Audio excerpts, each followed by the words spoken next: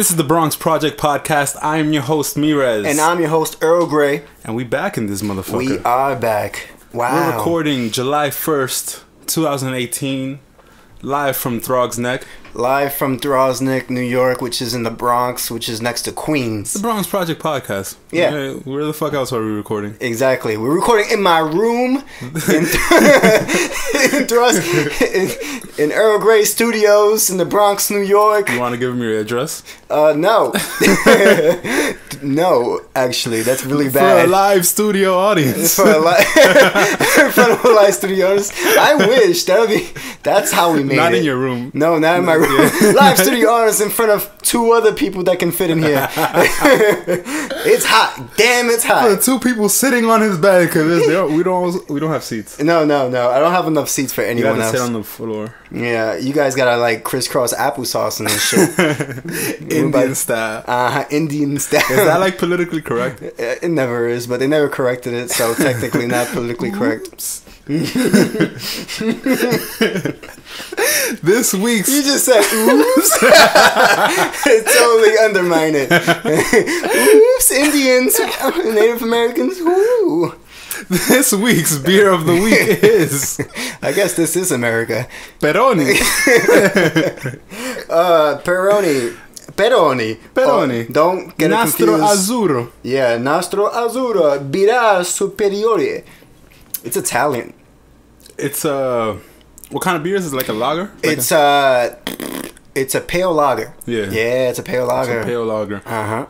For those of you who are looking for taste, what would you describe it? I would describe it as the Italian Heineken. Yeah. Okay, Yeah. so when we first took a sip of this, we're like, this is like a ripoff of Heineken. Yeah. But then we look at the year, and this beer, the Peroni Nastro Azzurro, came out. It's so fun to say. Yeah, I feel fancy as shit. It came out 1846. Yeah. Whereas the Heineken came out like 1861. Yeah. So looks like we got ourselves a conspiracy theory. Looks like we got ourselves a thief. We've got ourselves a murder. Someone from Belgium went to Italy. Italia and totally stole the ingredient to Peroni Nastro Azzurro and named it Heineken. They're like, it's the same thing, trust me. This is Heineken in German. Yeah, it's Heineken. That's pretty much how to describe the taste. Last week we figured out. Last week's conspiracy was Modelo owns Corona. And Corona's lying to us, selling us light beer by calling it Premier. Yeah, fuck that shit. This week, we find out that Heineken, there's some thieves. Yep, there's some thieves. And Heineken definitely stole some ingredients to Mr. Peroni. It sounds like pepperoni. Peroni Nastro Azzurro. You gotta finish that off. Peroni Nastro Azzurro. Birra Superiore. What are you talking about there? You want to talk about my spaghetti? You want to take my recipe for the beer? Yeah, my recipe for the beer and call it your own. Manfangulo. What the fuck is that? That sounds like some Italian shit. It is some Italian shit. I think so. Nope. Welcome to the Bronx. Anyways, let's go to our beer. To get back to our beer rating system. Not our beer rating system. Oh, people like that shit all the time. Except for Talia. No, she hates it. Whatever. We have 4 categories of beer. Quattro in Italian. To start off our beer rating system, we have the broken bottle beer, which is what the name implies. Yep. It's an ain't shit beer. Yep, it's not good. Next, it's the canned beer. It's the white trash of beer. You don't want it. It tastes like metal, but you have it anyway. So it's like hand job of beer. Is that to describe it? Yeah. Hand jobs of beer. Yeah. You don't want a hand job either. It's like use your mouth. Come on. You. I mean, if you gotta, like, you absolutely have to get off, and only a hand job is being offered. Yeah. Then I guess it's like you met this girl and she's like, I only give hand jobs. Also, I don't. And you're like, all right. I don't think girls give good hand jobs. Yeah, I agree. I think it's just like a lot of like. I mean, the only one that gives Cógelo suave. It's like they choke it. Yeah. I once had a hand job where they like, you know, like when you jerk off, you usually like there's in between like your head and then like the shaft. Right. I got one like right on the top of like where the head is, and they just pull all the way back. I was like, this is not enjoyable. That's not comfortable for me because I'm uncircumcised. Yeah. So same. So you pull my shit, and there's shit to pull. Don't do it. There's too much shit to pull. Stop it. Don't do it. We're Hispanics. Get real. You know, I've gone up to my mom and questioned her about why she didn't circumcise me. She got so tight. Yeah, mama. Mira, coño, pa' qué? Right? I'm like, for health reasons, for like being normal, maybe. For aesthetic dick looking, like, and also the Bible. I take like if you did grow up Hispanic and you automatically Catholic. We didn't even finish the B rating system. We usually go on a tangent. This is normal.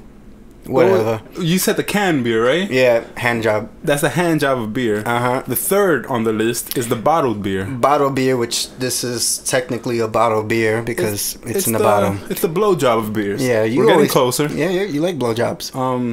It's not a hand job for sure. It's like, thank God, right? No, the mouth is involved. But it's not there yet. You're almost there. No. And what's there? And then there's the draft beer, which we've never rated in our entire lives. Draft beer is the pussy of beer. Mirez, the tight pussy of beer. Tight pussy of beers. It's like the tight pussy of beers. I wonder what's the tight butthole beers. Like that's some like godly shit. There's a place for a tight butthole. Like tight butthole is like what you get on your birthday. Ooh. Yeah. My birthday's in 3 days. Exactly. Cough, Talia.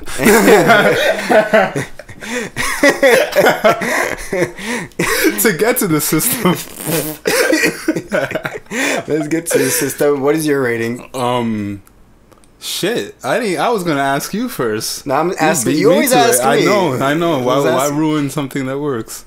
I'm asking you. Okay. Everyone wants to ruin everything that works, like Talia ruining our fucking beer rating system. Yeah, it's alright. It's whatever. Come on. It's whatever. She executive produces. This is how we waste 7 minutes. Okay. Nah, this is it's a decent beer. For those of you who don't know, I have a lot of favorite beers for different occasions. My fancy favorite is Allagash White. My ain't shit favorite is Heineken. Like if I gotta get a beer, it's Heineken. It's Heineken. Like it's just there. I go to a bar that's like they don't have a large selection. Yeah, they just have like 2 draft beers, and the 2 draft beers are like Bud Light and like Budweiser and Heineken, right? And then you got Heineken, which is usually in the bottle. Yeah. So I'm gonna get a Heineken in those situations. So for that reason, this is a bottled beer for me. If I'm putting it in a 6-pack, this is 4 bottled beers, 1 canned beer, and a duck. Okay. And for those of you who don't know why we have the duck, the Bronx Project podcast is a green podcast. We are green like the grass. Yeah, that marijuana is now legal in Canada. Will soon be in New York. Soon, yeah, of course. It has to. Come on, it's like... They're working on it. Yeah, I know. They have to. It's going to happen. Come on. My rating is 6 bottles. Also, it's just straight bottled beer. 6 bottle beers. The thing is, I love Heineken like you do. It's like my go-to cheap beer. Right. My go-to cheap beer is Heineken. I love Broke that. boy beer. Broke boy beer. My favorite Heineken. Triple B's. Never louse. Exactly. But I rate it highly because it's Italian. So since it's European, I think it's high class. You elitist.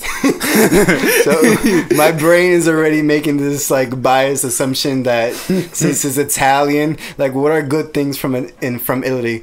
They align themselves with the Nazis. Lamborghinis, spaghetti, pizza, and Peroni Nastro Azzurro. The beer, the Heineken of Italy. It's the Heineken of Italia. Italy. Yeah. That was...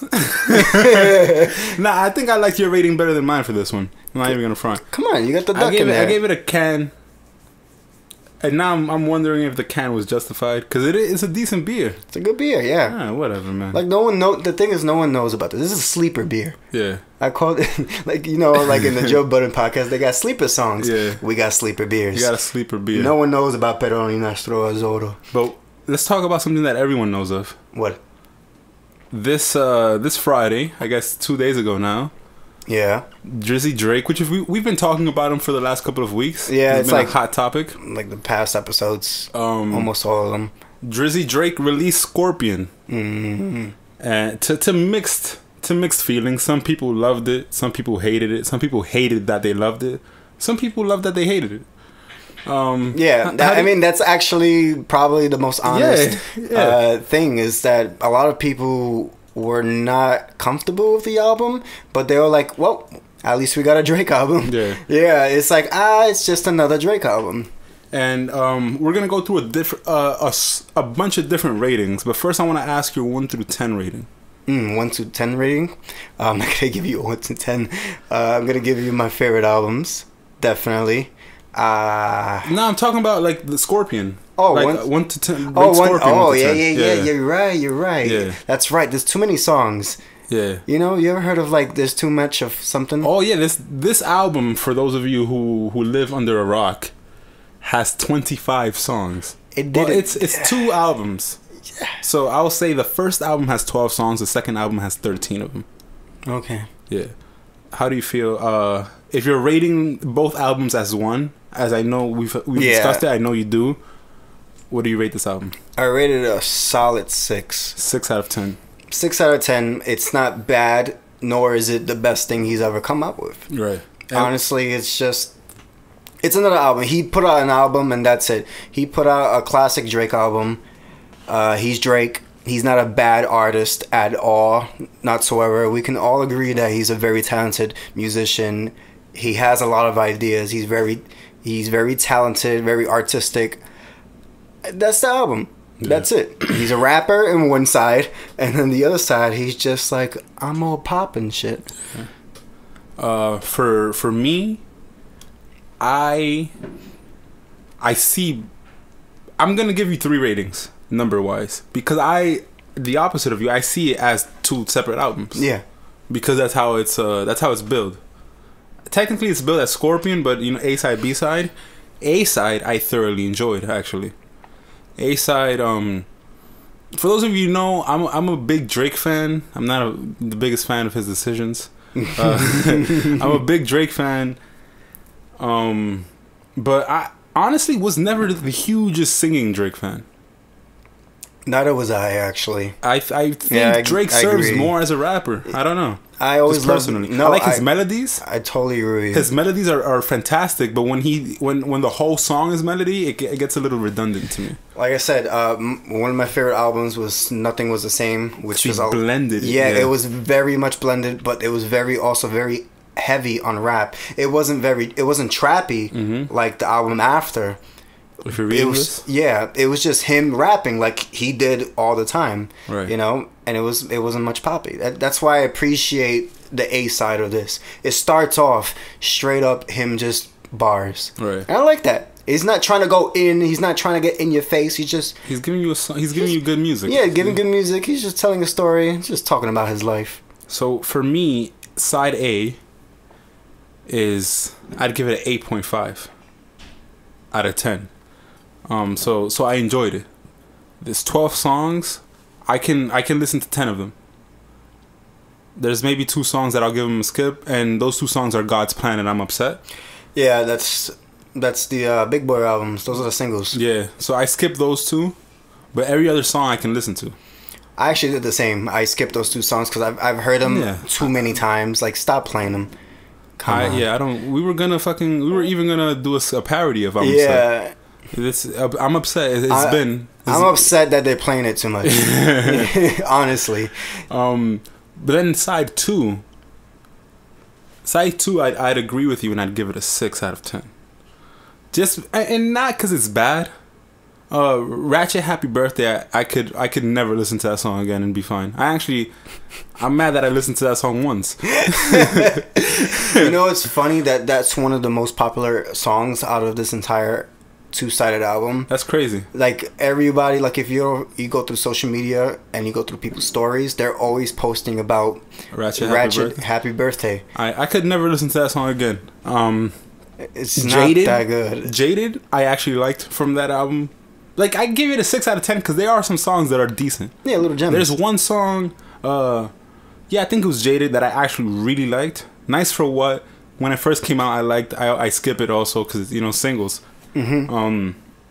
But the rest of it is forgettable. I can't tell you the lyrics to any of the songs. Whereas in Score, you know, because it's a double album. So side A I call Score. Side B I call Peeing. Okay, so Score. I thoroughly enjoyed Score, but not Peeing. I didn't really like Peeing that much. No one thinks of it like that. No one likes peeing. No one likes peeing. I hate peeing. I have to hold it all the time. A lot of girls like peeing. I know. Yeah, they do. That's because that's my Instagram. That's the nice album. I've seen all over my Instagram. There's a lot of peeing songs. Like I said, Ratchet Happy Birthday. Yeah. That's part of peeing. I've seen After Dark posted a lot. I've seen Jaded posted a lot. Final Fantasy, yes, another one. Yeah. What I would like to say, one thing that I hate about Drake albums is that it gets overhyped. They get overhyped. That's the thing. That's the thing that I hate that very much. It's like, I just wish that no one said anything about it and just let me listen to it myself. There's 5 artists that they drop an album and it's immediately like fans are really frustrating. Yeah. Because like you and I, what I enjoy about us is that we're fans, but we're objective. Oh, very. Like we mentioned a couple podcasts ago, when Kid Cudi came out with Satellite Flight, that was probably the height of our Kid Cudi fandom, and we tore that shit to pieces. That was trash. Yeah, it was trash. Garbage. But when J. Cole, Kendrick Lamar, Drake, Beyonce, or Rihanna drop anything, oh my god, the army comes out. Instant classic. Every song is gold. Right? Every song is immaculate. It really isn't like that at all. Yeah. Like, if you're a fan, you're a fan. I understand that. But like you said, we are objective fans. We're fans, but we look at it in a musician's perspective, as a critical perspective. And we see that it's not that at all. It's not like the best shit at all. And I understand that people are diehard fans and they love it.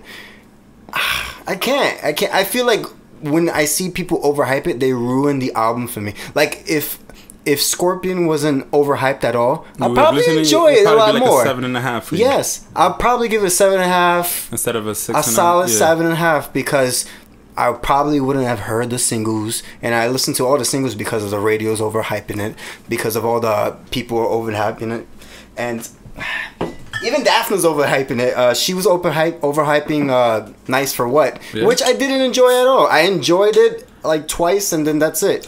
I like it because I honestly, again, Drake fan. Yeah, I think Drake panders to women a little. But I love that women empowerment shit. Yeah. I do. Like, I enjoy it. Same. I love the idea behind it. I saw the song. I saw how women reacted to the song, and I was like, all right, I'm behind it. Yeah. It wasn't my favorite song though. I'll give you that. It wasn't something that I was like fiending to listen again. It's meaningful to women, and I appreciate it. God's plan as well. I like the song enough. The videos were sold for me. I was like, all right, this is a charitable thing. I fuck with it. That's what sold it to me. Didn't really like the song. But that's 2 songs already. That was like more gimmick than. And I guess I'm upset as well. It was more gimmick than. Yeah, because of the whole video, the grassy thing. Yeah, he definitely marketing his songs very well. Oh, there is not a marketer on this planet. Yeah. On this planet. On this planet. Like Drake. Fucking Australia. There's not a marketer on this planet like Drake. Crikey, like fucking Drake. This man can sell water to a fish. We're really bad at accents. The only accent we can do is our own.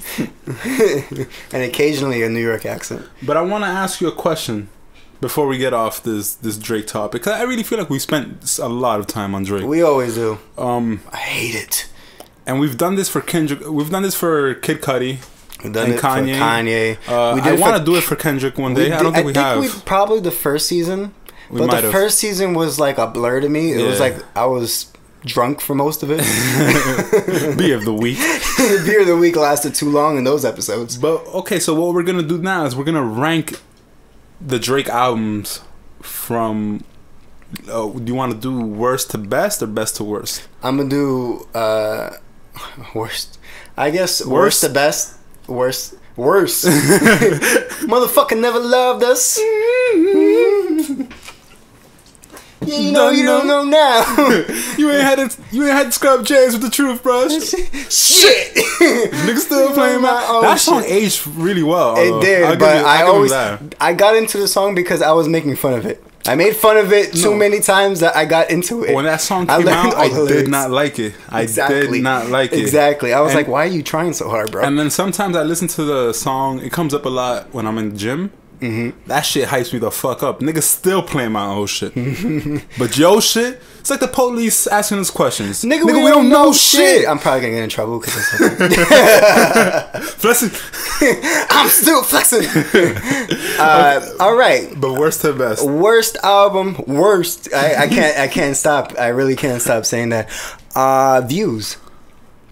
I did not like Views, and you know this. I told you many times. Like I really tried. I know you didn't like Views. I'm surprised it's your worst. I'm surprised it's your worst. It's my worst. It is really my worst. Didn't like Views. I don't know. It's like stick to one thing, bro. Stop. Second would be probably that's More Life. Yeah. That's my worst. Which was a lot like Views, but different in many ways. I can't say that it was bad because he had a lot of features of artists that I really appreciate. Yeah. Like Sampha. You know, anytime Sampha's featured on a song, that's it. I like you. I actually think Drake is very good at. I think he's an underrated composer of artists. Like he knows how to find artists. Yeah. If you notice early on in many popular acts' careers, he's like giving them the stamp that's helped them propel. Of course, look at The Weeknd. Yeah, so I think he has an excellent ear for music that I wish he very much. I wish he showed more. I think he does show it. Just people don't give a shit. They call him a culture vulture. Yeah, they're like, oh wow. Instead of saying, oh wow, like you brought another act to the mainstream, they're like, wow, he hopped on someone else's wave. Mm-hmm. But yeah, keep going. All right. The next one would be Scorpion. It's an that and More Life are tied. Honestly, right. I feel like he didn't progress. He gave more music, and that's it. Right. That's all he did. He gave another. That I can agree with. He just gave more music, and that's all. Now, we're getting there. I would even consider the album that he did with Future. What a Time? Yeah, I loved it. I did, but I can't really consider that because it was like a joint album. Yeah. So that's another spectrum. I love that one. For mine, I will consider it, but keep going. Yeah, I'm not going to really consider it because it was a joint album. Then after that would be If You're Reading This, It's Too Late. I loved it. Started to like it a lot. That's what got me into trap, believe it or not.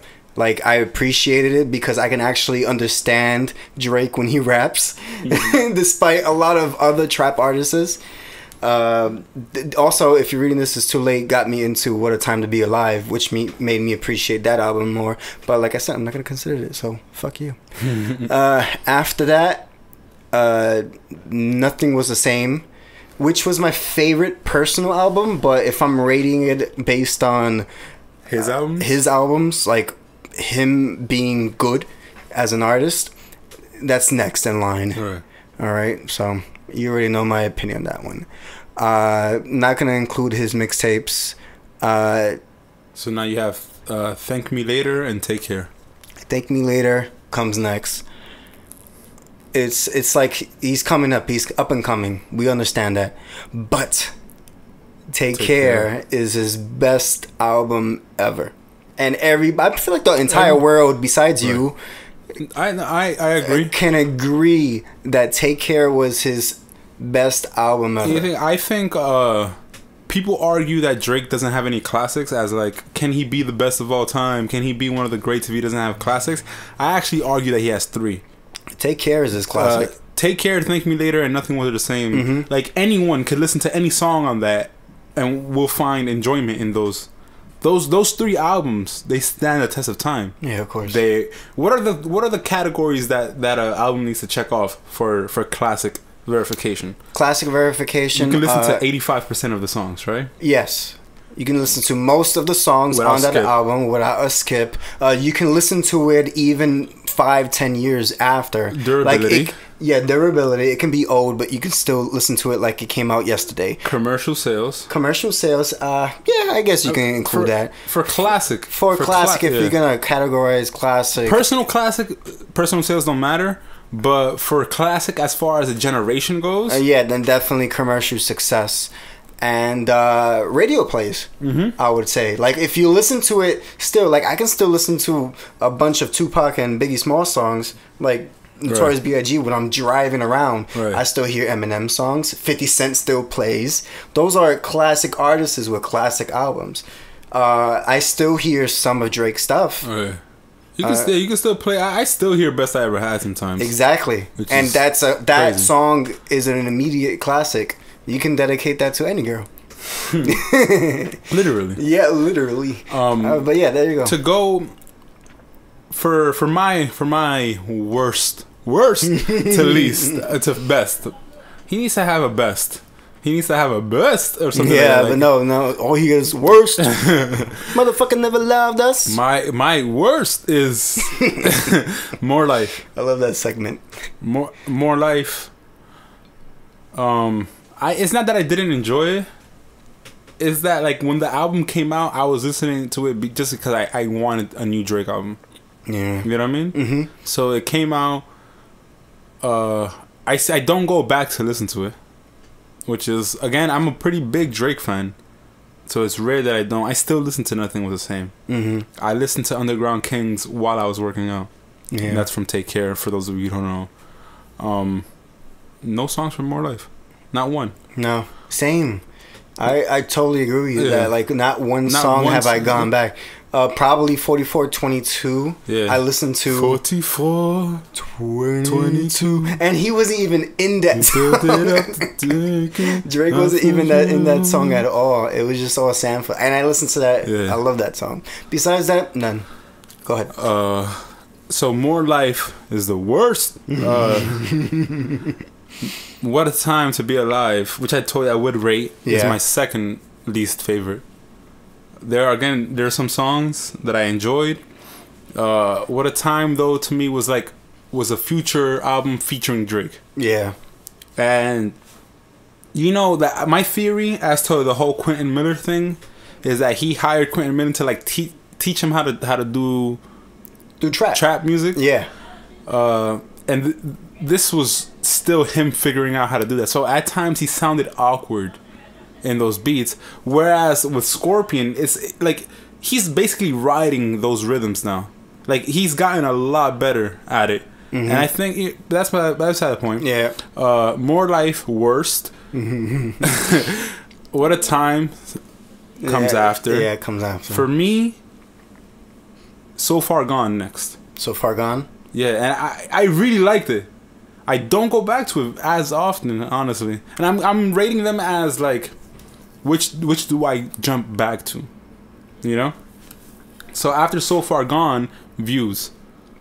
Okay. I know that you liked Views a lot. I liked Views. I won't even say a lot, because, like, if I really count the songs that I liked, I really liked, like, half the album. So I won't say I liked it a lot, but the songs that I did like, I'm like, looking, Feel No Ways, You With Me, Keep the Family Close, Hype. Honestly, Feel No Summer's Ways. Over. Yeah, Feel No Ways was a song that introduced me to listen to that. I'm so surprised that wasn't a single. That was a good song. But the thing is that I liked it so much in the beginning, and then I started listening to it, and it's like, oh, Josh, I try with you. Yeah, I know.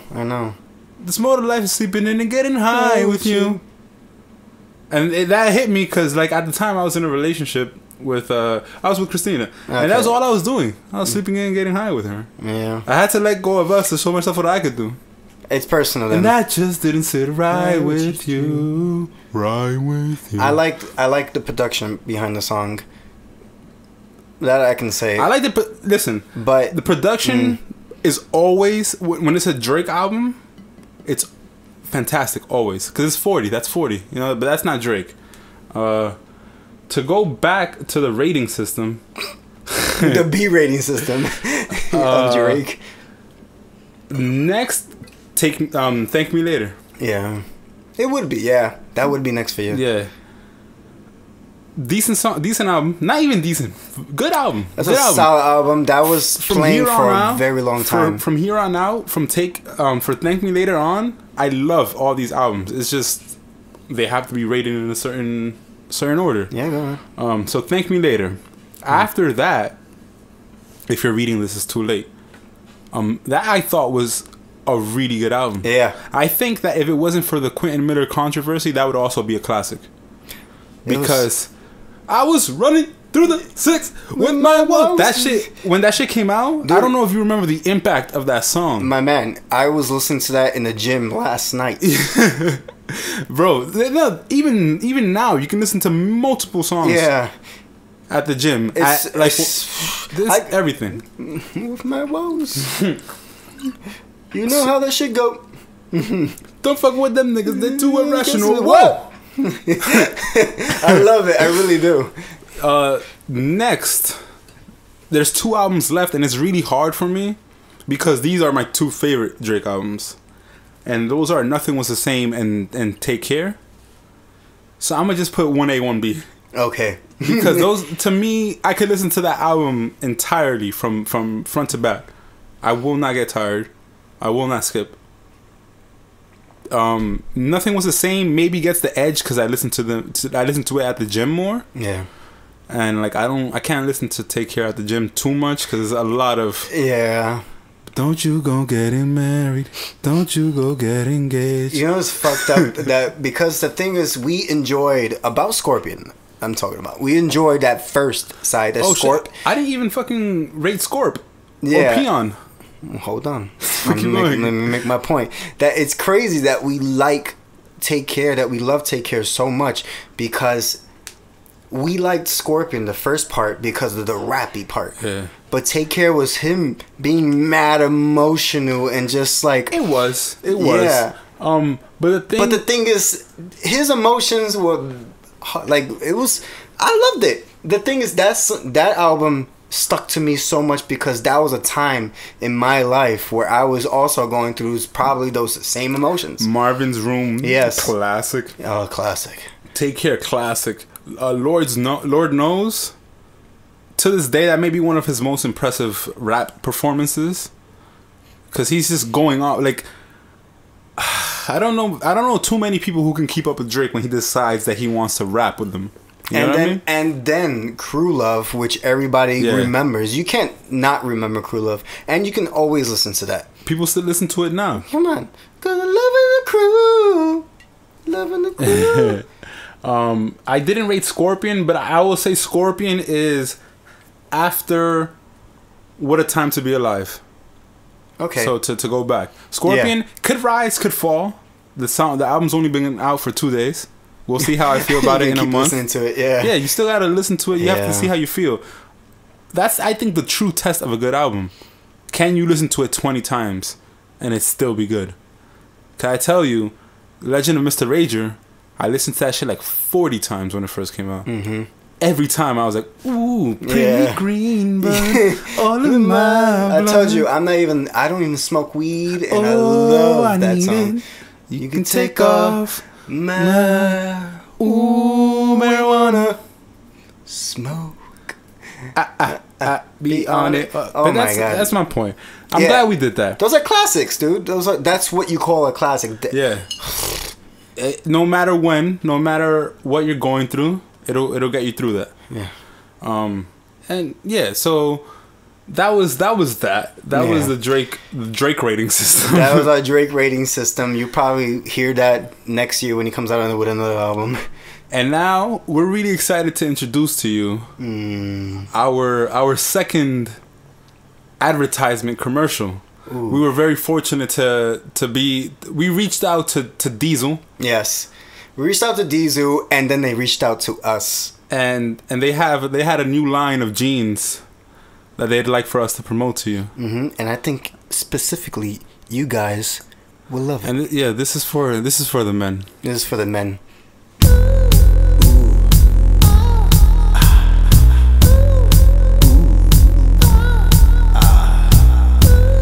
Hard. Stiff. Firm. Unyielding. Abundant. Unquestionable. Venus. Venus. Venus. Venus. This summer, for the man who has nothing to hide but everything to show, COCKDIESEL by Diesel.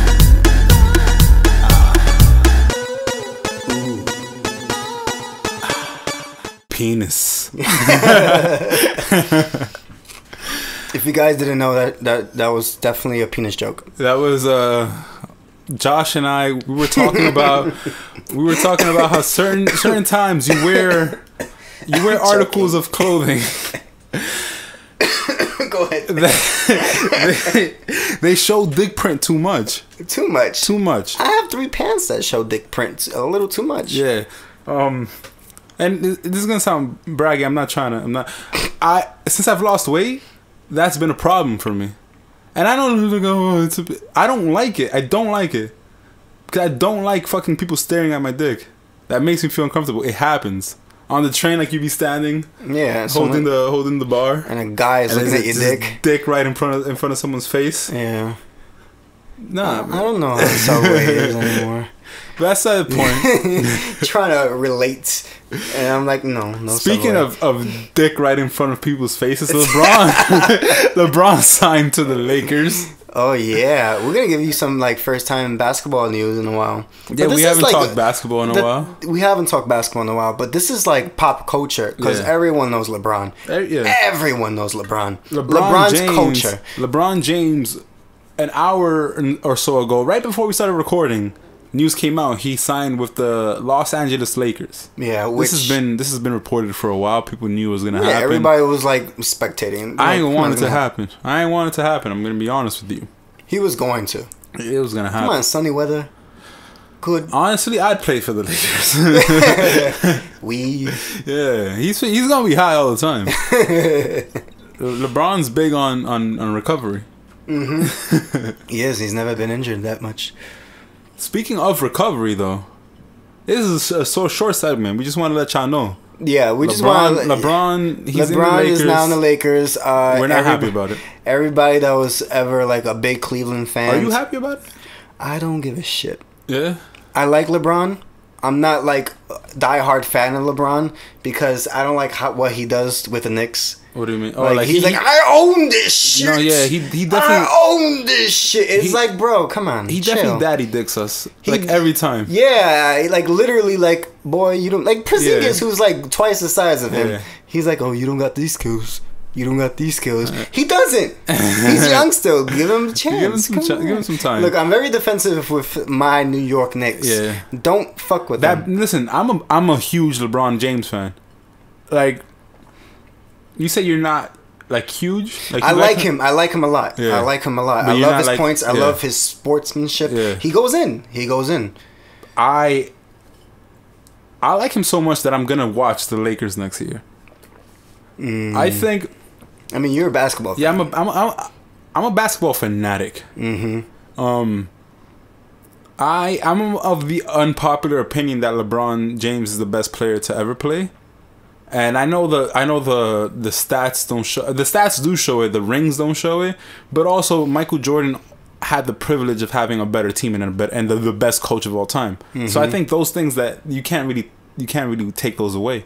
If LeBron had the best team and the best coach of all time, I think he'd have like 7, 8 rings right now. If I'm gonna give you this, if LeBron was a team, like just LeBron, he would be the best team. Yeah. If basketball was just one player, it'd be LeBron. Yeah. And if you can have a one-player team, which they pretty much had in Cleveland this season.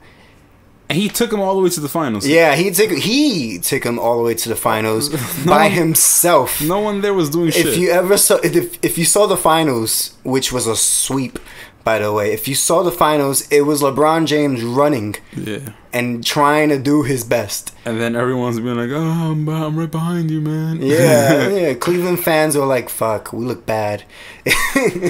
And so he made the right decision for him. Yeah. For him and his family. I feel like he's in LA. All right, my question is my last basketball question before we get to the next. Skip on. Yeah. Do you think he's gonna stay in LA? He signed a 4-year deal. So you think that's his last? I think LeBron James is 33. He's turning. He's 32. I think he's turning 33. Yeah. So at the end of that deal, he'll be 37. Exactly. I think he's making up his mind that this is where I'm going. This is my final act. Yeah, I feel like he should. Yeah. I feel like if this is his calling party, like it's just him like, hey, I'm gonna live in LA now. I think LeBron James, he doesn't want to be washed as a player.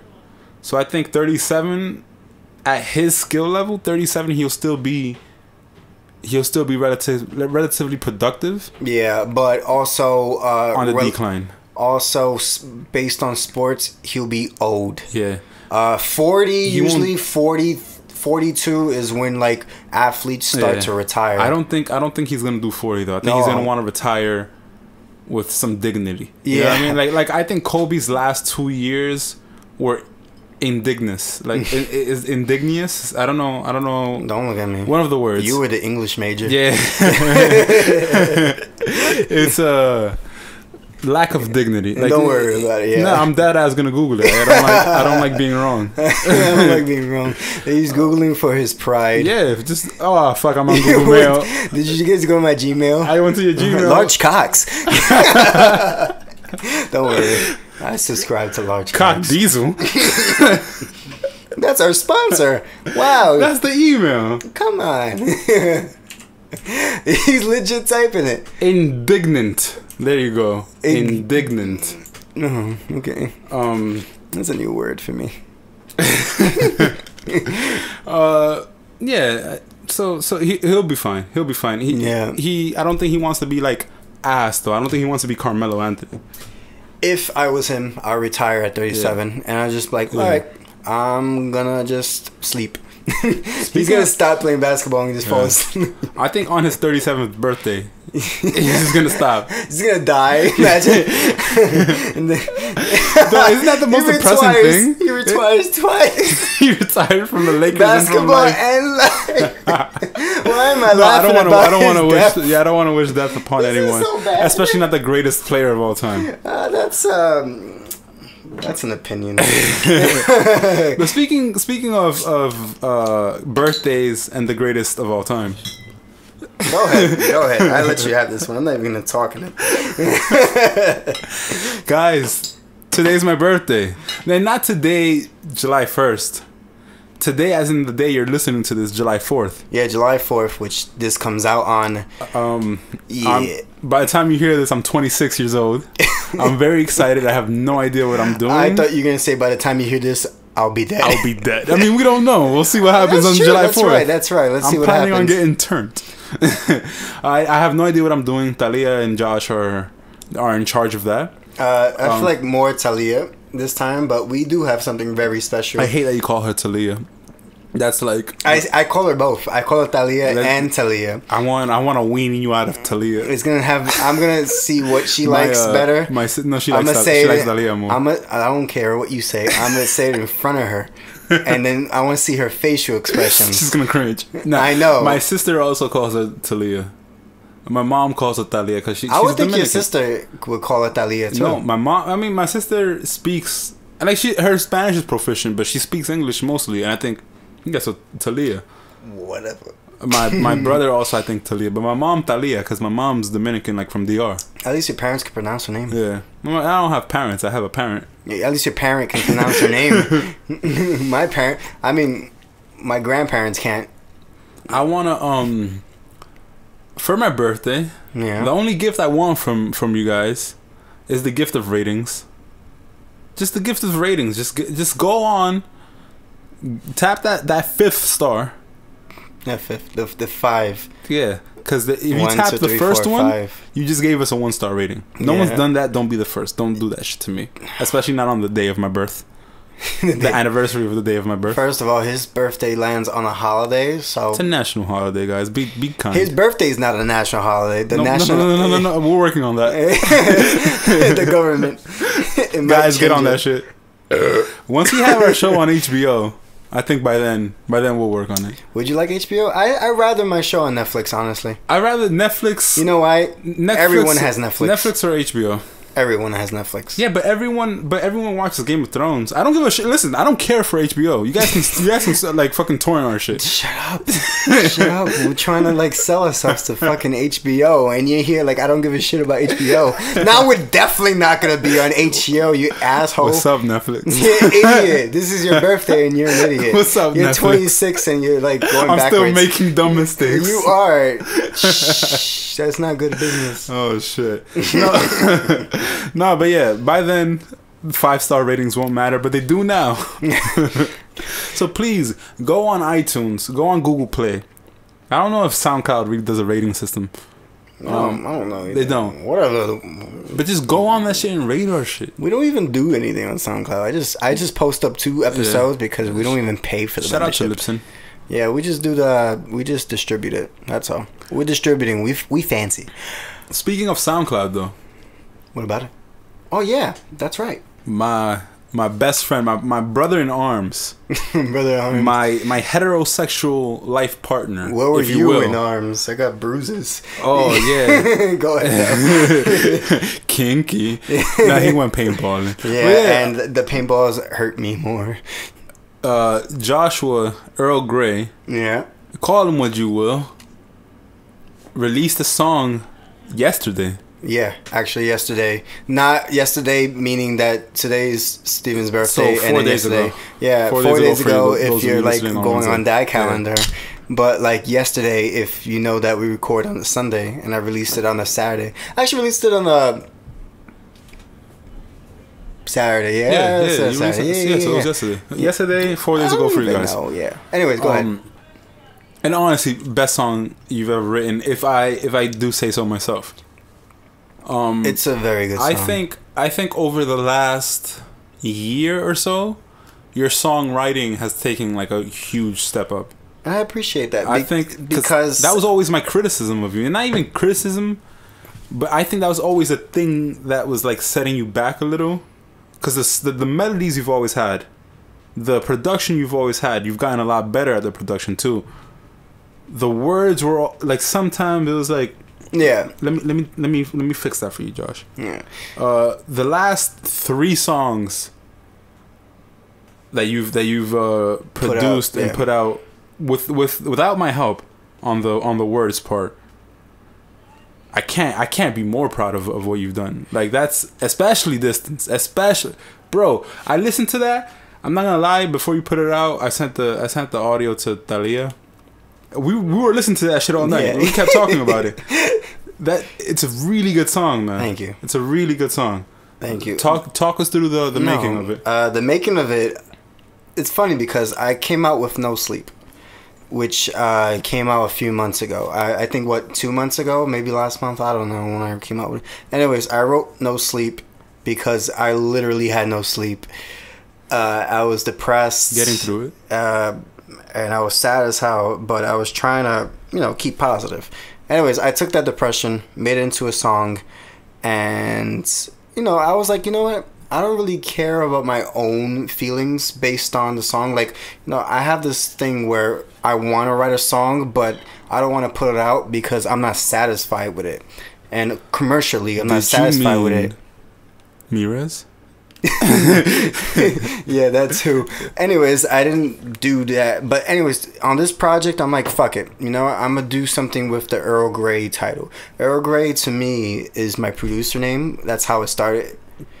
But now I'm gonna make it into like a kind of a collective of type of musics and stuff, and genres, and even collabs with other artists, and that's my hope for the future. Anyways, I came out with No Sleep. That came out with good ratings. Everybody liked that song. I was surprised because I was just like fucking around with it, and it came out good. I was like, oh shit, I'm talented. Anyways, the next song was gonna be a lot like that song, No Sleep, but what I decided to do was totally like against my own thoughts. I was like, you know what? Instead of like trying to write something like No Sleep to keep like a genre going on, we're gonna derail this project and we're gonna just do something completely different. Whatever comes to heart. Yeah, whatever comes to heart. And at that time, I decided, let me just write a folk song. I've never written a folk song in my entire life. I've always played on my guitar songs like, you know, Bon Iver. I learned a bunch of songs from Forever Ago, and I feel like that was like pretty much my inspiration for writing a folk song like this. So, you know, I was like, you know, whatever. Let me pull out my acoustic guitar, plug it in, and let me just play this beat. What were you thinking when you wrote "I cut deep, piece by piece, to set you free"? Because I tell you, yeah, that's something I would have written, Josh. I know. Like that's. I'm like, yo, bro. I almost like teared up when I heard that line because that was poetic. That was a Mirez line. I'm not saying I wrote it. Like that was all him. That's like God damn. No, dude. I agree. God, I agree because I felt the same way when I started writing a song, because I can agree. I'm not agree. I can admit that I'm not the best lyricist. I'm not the best lyricist because I'm not very good at finding rhythms. I don't know if you can, bro. The last 2-3 songs have been disproving that. But that's because I'm finding out how to find rhythms for songs, and now that I'm like finding rhythms for songs, I'm writing better to those songs. And piece by piece to set you free. Yeah, the thing is, when I started writing that song, to set you free, it's a good song. Listen to it. You know exactly what he's talking about. Anyways, when I wrote that song, I was just writing from the heart, and then I was like, you know what? The last thing I want to do is write a love song. I do not want to write a love song because I feel like that's not going to be good enough for me. I was like, I wasn't satisfied with it. So the whole writing the song, like the guitar parts, the producing and stuff, that took me like a week because I've been so busy lately. Then the lyrics took me literally 2 days. It took me the first day, I wrote the first part of those lyrics, and then I got stuck at the chorus. I don't know what to write with the chorus. I know I wanted it to be a falsetto, increasing falsetto. Simplistic though. Yeah, like I wanted right to be to simplistic. The point. Right to the point. Yeah, that's what I struggle the most with lyricism. Is I try to impress, like not even impress other people, just myself. Like I love the witty, the witty word. I think you had both. You had the witty, I cut deep piece by piece to set you free. It's like that's poetic, as fuck. The chorus though, you're like, but you're still here it is far away. Yeah, it's so then the second day I decided what I wanted to write about. I found the concept. The concept was pretty much a distant relationship, both distance as in like physical distance. Like if you ever had a distant relationship, like your girl lives all the way in Canada and you're here in New York, that's pretty far. But also I wanted to base it on my own experience in my past teenage relationships where the distance was more like emotional, like you love this person a little more than she loves you. Right. That kind of distance. Like I know that you're far away, but my sadness, the cure to my sadness would be you, you know, if you only love me more. And the way that I'll be the happiest if I'm with you and you're with me. but that'll never happen because you're just far away. And that's how I came with the lyrics. I was like, that's a good concept, Josh. It's more of an emotional distance than a physical distance. Yes, if you can apply it to both if you're that person. Actually, music is subjective. That's why I want it to be. I didn't want it to be about one thing, but I did use experience and also how people would take that. So yeah, that's how I wrote the lyrics, and I didn't notice that they were pretty good. I didn't know they were good. I didn't know they were deep until I started reading them after I wrote them. Yeah. And I'm like, wow, this is good. And then I recorded them, the vocals. And then I added layers. And then I'm like, this time. Yeah. And then I started adding layers to it. I wanted to get weird with it. I wanted to sing falsettos. Waiting for you to run to me. Yeah. Anyways, that's pretty much to run to me. How I came up with the song. A lot of people like it. Daphne told me that it's very good. That you won't take here. Actually, that part was supposed to be much simpler. But I know you. You know, the funny part about those lyrics is that it was supposed to. Before I wrote that part, the getting fancy with words and rhythm, it was just exactly like the first part, like like the first and second verse. It was gonna be exactly like that. Just repeat it. And then I was like, no, I would hate myself if I did that. Let me start writing more. And that's how I came up with the chorus. What's your favorite part of the song? My favorite part of the song is definitely the second verse, where it's I cut deep, piece by piece, to set you free. Yeah, because that's when the vocal layers come in. Yeah. And the funny thing about those high spoken lyrics is that was completely by mistake. It turns out that I was listening to the song that I just previously recorded, that part, and then I started singing to it just to see how it sounded if I sang to it. But it turns out that I was still recording in the process, and then I listened to it and I was like, that's perfect. Yeah. So I just left it in there, completely left it in there. I told you when I was first, because you played the song for me a week before you released it in the car. And I told you when I was first listening to it, I try not to be biased. And you're my best friend, and obviously I'm always cheering you on. I'm always here to build you up, but I will always obviously be honest with you. Yeah, of course. The first verse, I remember telling you in the car, I was thinking while you were playing it, I was like, he should dual layer this. And then the second verse comes in and you do exactly that, and I'm like, no, that's perfect. Keep the first verse how it is, because it's a build up. There was a lot of parts that I weren't satisfied with, and that's the beautiful thing about being a producer. That's the whole reason why it got done, is because I learned producing because I couldn't afford a producer, I couldn't afford studio time. So I learned it. I've been learning since I was 18 years old. That's the beautiful thing about being a musician and a producer, is that you know your flaws and you can hear your flaws. Your friends can hear them too, but you especially can hear them. So I went back and re-recorded certain parts to make sure that I'm not trying to get perfection done. I'm not trying to get things perfect. I'm trying to get things to sound right artistically. And if they sound right artistically, then I'm definitely okay with them. And then mixing and then mashing things together, and then the song sound perfect. And I was like, you know what? I'm good with it. I'm gonna release it. I like that. I wasn't gonna release it without putting out the cover, the album cover for it. That's something I didn't want to do. Yeah, no, I want you to treat your music more like, I want you to treat your musical releases more officially. So I'm glad that you, because I remember when we were talking about you releasing the song. As I was going to tell you, hey, don't do it without a artwork, you were like, yeah, no, I don't want to release it without first getting artwork. And I was like, all right, good. Yeah, mine's in the right place. I didn't get the title done. I didn't have a title for it. I didn't know. I didn't want to just name it like a basic ass title, and I didn't want to release it without or just use a generic album cover.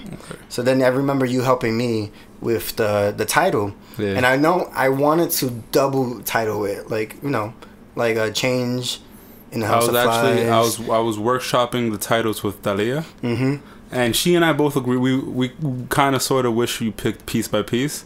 I don't want to because that was, I'm telling you, that was the best lyric in the song, but it's whatever. It was the best lyric, and I completely agree with you. There's the best lyric. It's like the lyric that gets everyone. Distance is good though. Distance, but I wanted it to be like, hey, this is what the song's about, and it's complicated because it's like whatever. Yeah. So I put Distance. It's complicated as the title. And I used an old picture of Daphne that I had on my phone, and I messed with it. I put like tape on it. I like that. Wrote into it, and that's the album cover. I thought it was like, it'd be fancy. It'd be nice. No, it's nice. It's meaningful. Would I make another song like that? Not anytime soon. I want you to just make music that comes organic to you. I think you're starting to figure who you are artistically. For the meantime, honestly, that evolves. Yeah, that evolves with time. But I think you're starting to figure out who you want to be right now. That's exactly what's happening. And also, for the meantime, I don't want to stick to something completely like solid. You have multiple things you can do. Fuck around. Just do all of them. The first song I came out with, which was a completely different artist name. It was called Songs for Destruction, which was supposed to be some like heavy alternative shit. That was probably the first song that I was impressed by myself, but I didn't want to write another metal song, another alternative rock song. So then I came. Are you referring to License to Kill? Yes, I am referring to License to Kill. That was also the first time. Like, I've liked songs you've written before. I remember when I heard that song, that was the first time I heard a song of yours that I was like, I did nothing, and I'm glad I did. Yeah.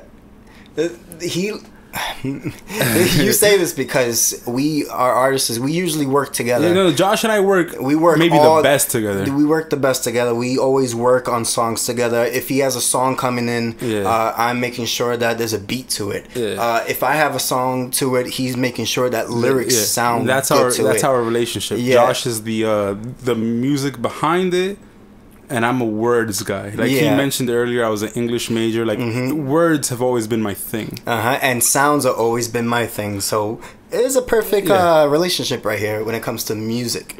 But yeah, that's why he's mentioning these things, that he had nothing to do with it, because we usually have things to do with it all the time. We're usually very heavily involved in each other's projects. We are always involved with each other's projects. If it has to do with comedy or it has to do with music, we are there. We are yin and yang when it comes to art. But yeah, these art projects, like I like to call them, these little mini projects that I'm working on are just things that I'm working on when they come to mind. Like when they come to mind, that's when I go in. Like No Sleep took a day to write. This project took only a week to write. I never spent more than a month on writing a project. If I do, I erase it completely. That means you're not as confident. Nope, in it. I'm not as confident in it, and I'm not as into it. Like, I'm not liking it. I have to like my own songs. I'm not gonna go out there and like put out a song that I don't enjoy. Contrary to popular belief, people say, "Oh, you work on albums for a really long time." I think the best songs come to you. Like the best songs are like right there. Like the best you write them in a day. You write them in a day. You write them in a short period of time. Those are the best songs. Like, I make sure that I'm not stressed. When I'm stressed, I don't write. But when I'm emotional, I write. I definitely write. Anyways, you're gonna hear a lot of projects. I don't think I'm gonna come out with another indie folk song for a very long time. But again, you never know. I know that I'm good at it now. I know that I'm good at it, and as long as I like it, I'm gonna put it out. If it comes to me, I'm definitely gonna put it out. Like if tomorrow you get inspiration for another folk song, I will write it and I'll put it out again. But my project, I want to work on something else, and I'm trying to figure that out. But in a month or two, you guys would probably know. Anyways, the song is called "Distance Is Complicated" by Earl Grey Presents. I call it Earl Grey Presents because I'm not only going to present my own projects, I'm going to present projects that I'm working with other people. So you're going to be more of a composer? Yes, I'm going to be more of a composer. I like that. If it's something I wrote by myself or something I wrote for something else, it's going to be composed by Earl Grey. I'm working with a few songs with an artist called Joshi.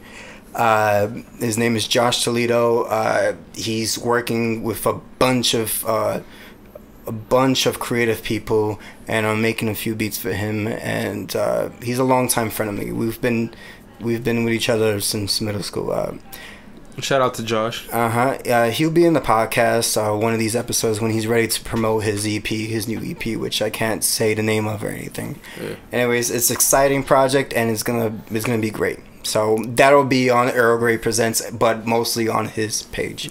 So, you know, beware. Beware. And before we leave, I just want to introduce one more time.